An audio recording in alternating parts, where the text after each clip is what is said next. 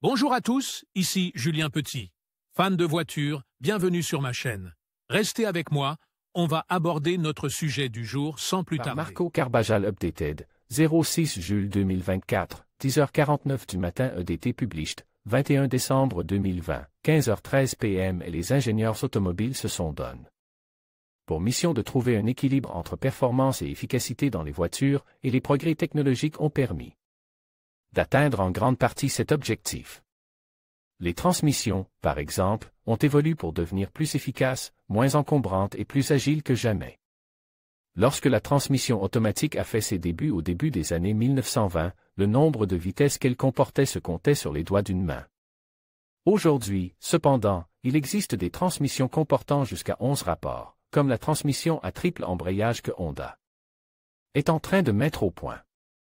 C'est sur ce chemin de l'innovation qu'est apparu le concept d'overdrive, un engrenage de transmission qui réduit le nombre de tours par minute, RPM, du moteur à des moments choisis pour produire de nombreux effets bénéfiques. Qu'est-ce que l'overdrive? Comme nous l'avons mentionné, la surmultiplication est un engrenage dans une automobile qui réduit le régime du moteur lors de la conduite à grande vitesse sur une autoroute ou une route de campagne. Le terme overdrive fait référence au fait que le rapport de vitesse est superflu en plus du rapport qui produit le maximum de puissance. Il s'agit donc d'une surmultiplication.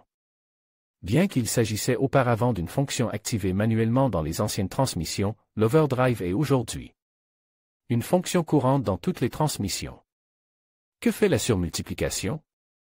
L'intérêt de la surmultiplication est le rendement énergétique. Si la voiture peut rouler plus vite tout en détendant le moteur, son efficacité s'en trouve améliorée. En outre, la charge de travail du moteur étant réduite, la voiture est moins bruyante et le confort de conduite s'améliorer, ce qui crée moins de stress pour le moteur, moins de stress pour le conducteur, et est également excellent pour la longévité et la fiabilité de la voiture. Comment fonctionne un système de surmultiplication? Dans un système de surmultiplication, l'engrenage fait tourner l'arbre d'entrée plus lentement que l'arbre de sortie et la voiture surmultipliée au-delà de son point de puissance maximale. Dans une voiture manuelle, le véhicule passe en surmultiplié, vitesse supérieure, à l'aide d'un embrayage et d'un levier de vitesse. Dans une transmission automatique, la voiture passe automatiquement en surmultiplié. Vous pourriez être intéressé par